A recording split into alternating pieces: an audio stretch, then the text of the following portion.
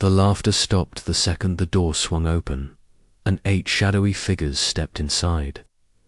Welcome to my channel Midsummer Myths, where you find stories like no other, packed with twists, drama, and unbelievable moments you won't forget.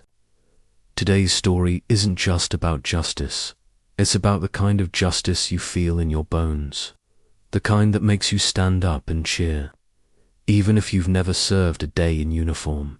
It started on an overcast Tuesday in a quiet downtown diner. At the far end, near the window, sat Laura, a woman in her late 40s, her wheelchair positioned neatly beside the table. She was waiting for her coffee refill, quietly reading a paperback.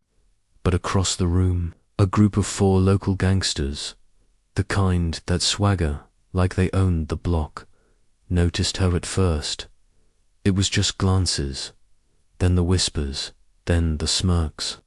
And before long, they were circling like vultures, tossing cruel jokes about her disability loud enough for half the diner to hear.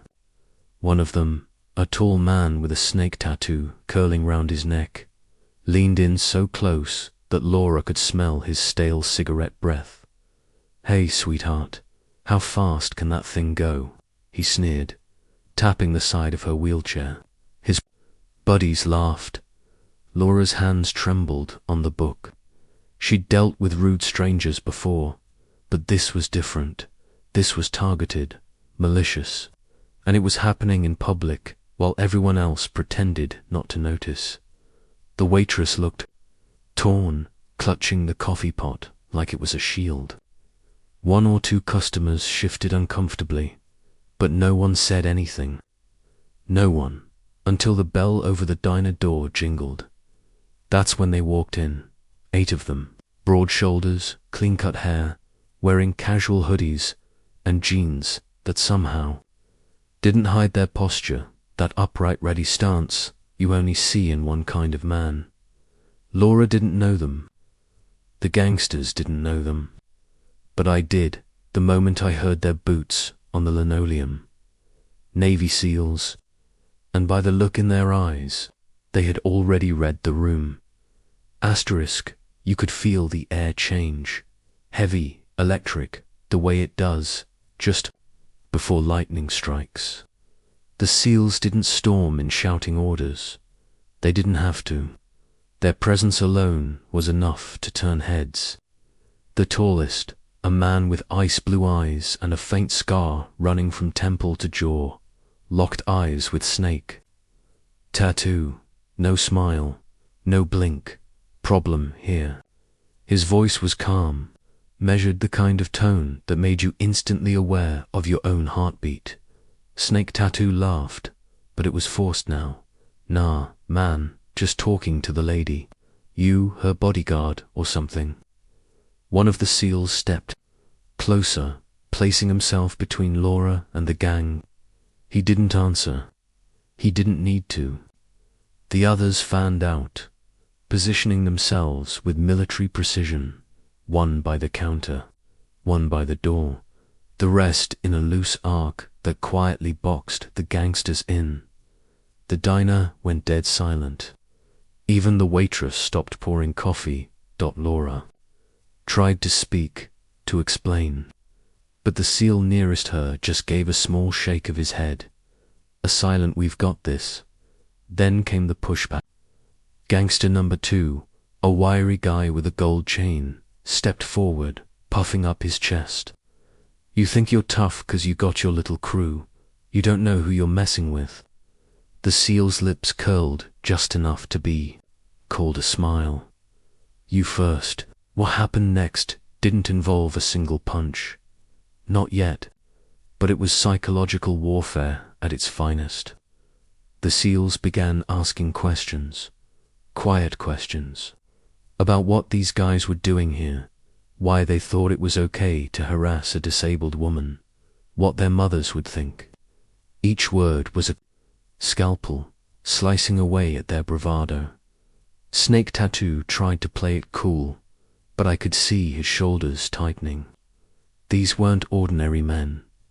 These were the kind who ran into gunfire when everyone else ran away. And for the first time, the gangsters looked like they were considering running. Asterisk, they say, you can't win a fight without throwing a punch, but SEALs know better. The lead SEAL leaned in toward Snake Tattoo, his voice dropping low enough that only the gangsters could hear. Whatever he said, it made Snake's jaw clench and his eyes flicked toward the door. Then, without warning, the SEALs began moving, not rushing, not panicked, just repositioning. One blocked the entrance entirely, crossing his arms. Another strolled to the counter, speaking quietly to the waitress, who suddenly looked relieved. That's when I noticed one of them had pulled out a phone, and he wasn't dialing 911, he was dialing direct. Military connections, law enforcement, contacts, people who pick up on the first ring. The gangsters caught on. You calling the cops. You can't prove the SEAL with the scar interrupted. We don't need to prove anything. We just need you to leave, now.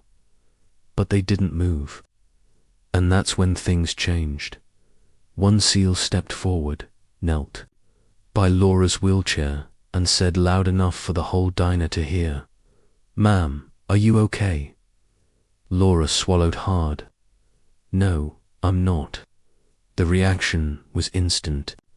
The SEALs closed ranks, and suddenly the gangsters were outnumbered, outmaneuvered, and judging by their darting eyes out of options, the scarred SEAL gave them a choice: leave quietly or leave in handcuffs.